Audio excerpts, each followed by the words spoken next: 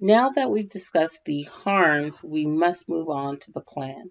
So, the plan is simply, how do we solve the harms that you just spent some time talking about, that there's a barrier that's in place through the inherency. You've just discussed the problems that we're experiencing, and now you need to tackle what do we do with those issues, right? Because it's not just about saying that things are bad, but it's about, hey, things are bad, but there are steps that we can take to make this situation better. And so that's what the plan does. It's about creating solutions to the problems that we're experiencing.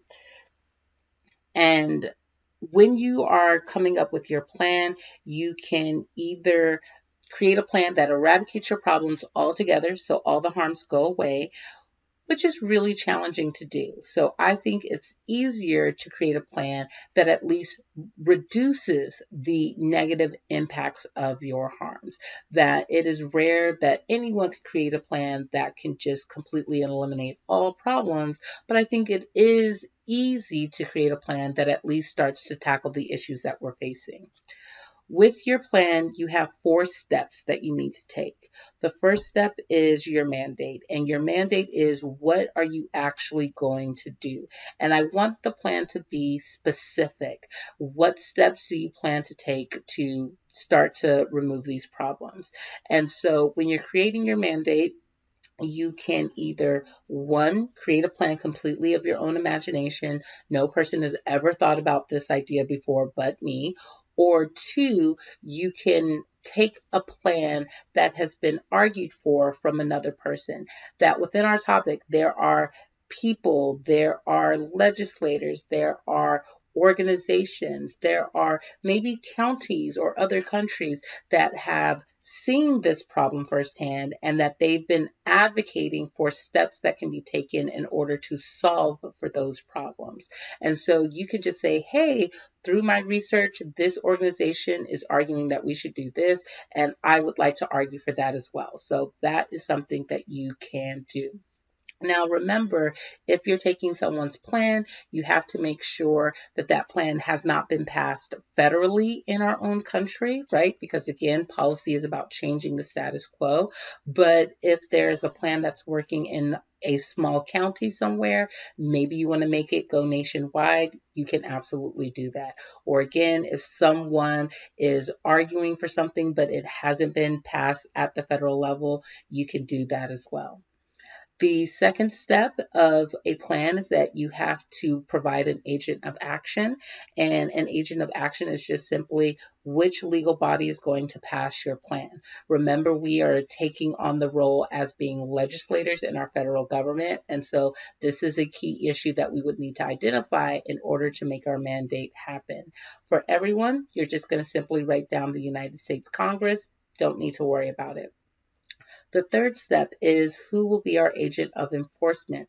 Which legal body is going to enforce your plan to make sure that people are actually following the rules? And if they're not following the rules, then what are the negative repercussions that they may experience?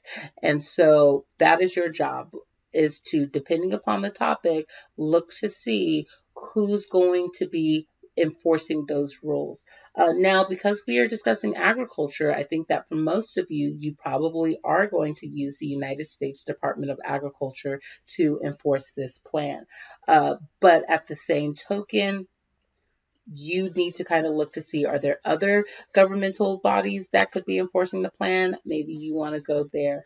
Or maybe you want to look to, I don't know, maybe you might want to create your own enforcement agency that you're doing researching and realizing that there are no governmental bodies that can enforce the plan as is. And so you want to create a new organization. If you do that, please make sure to write a justification statement. It doesn't have to be that long, but just explaining of why we need a brand new body to do this, rather than working with in the existing structure that we already have. Your fourth step is then funding, and funding deals with how much is your plan going to cost. And so you can give us a specific dollar amount, but that can be really challenging to do. So I think the easier way to do it is, how do you generate funding for your plan? Are you going to increase taxes on your on society in order to pay for this plan? Are you going to increase taxes on just a particular population? Some students like to say, hey, I'm going to increase corporate taxes, or I'm going to increase taxes on the 1%. So maybe that's something you want to do. You may want to decide to take funding from a different organization. So sometimes I'll have students go, the Department of Defense has lots and lots of money, and so I'm going to take a little bit from the Department of Defense.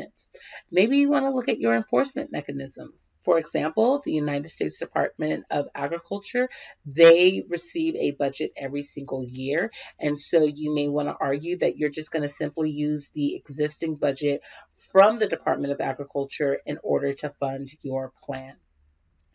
Your plan may not cost any money at all. Depending upon what you're doing, you may actually be increasing profits, and so you can do that as well.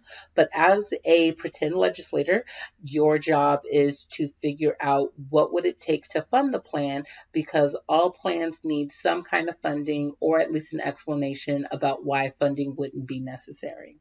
And so you'll need to provide all of those 4 steps when making your plan happen. Fifth stock issue are the side effects. And side effects are just, when we pass the plan, what are the things that are going to come from it?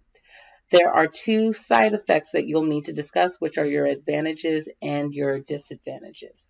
So first, advantages. Advantages are just benefits that come from your plan. And the easiest way to create an advantage is to go back to your harms. If you're saying, hey, there are environmental harms that are happening, you could then argue in your advantages, once we pass the plan and we've solved for that harm, we are no longer having those environmental problems. Yay, the environment is better. Or in your harms discussion, if you've talked about economic harms, here's a place where we're losing money, here's a place where we're wasting money. Well, then in your advantages, you could go, since my plan has been passed, we are now no longer wasting that money. We are now receiving thousands of dollars, millions of dollars, maybe even billions of dollars. And so you could just simply reverse your harms and put it into your advantage section. The other way that you can create an advantage is just by saying, hey, I want to talk about what are the additional benefits that would be received if we pass plan. That yes, when we pass our plan, we know we solve our harms, but these are additional good benefits that we would get that isn't directly connected to the harms discussion. And so you can do that as well. But your job is to come up with 2 advantages. What would be 2 benefits for solving your plan?